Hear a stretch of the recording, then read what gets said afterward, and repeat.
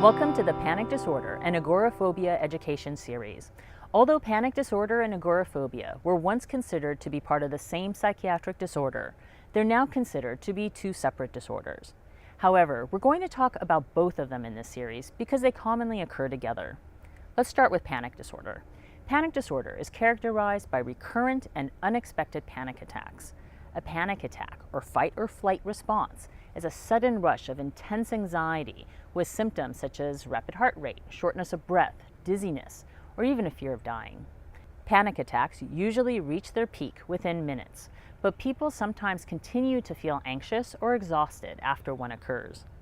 In some cases, people with panic disorder experience what are called nocturnal panic attacks, which wake them up from their sleep.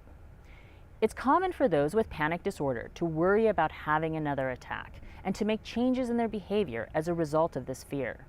For example, they might avoid people, places, or things that they associate with the attacks. Now let's talk about agoraphobia. The word agoraphobia literally means fear of wide open spaces.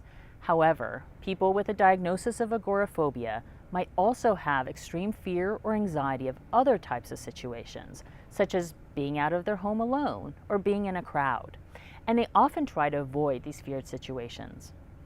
If avoidance isn't possible, they might need to be with someone when they go to such places, or they endure these situations with extreme anxiety. For many, these situations are often avoided for fear of having a panic attack. Although it's not the case for all people with agoraphobia, many people with the diagnosis also have a diagnosis of panic disorder. I'm going to talk more about the symptoms and diagnosis of panic disorder and agoraphobia in parts 2 and 3 of this series. In part 4, I'll cover the prevalence, onset, and course of these disorders.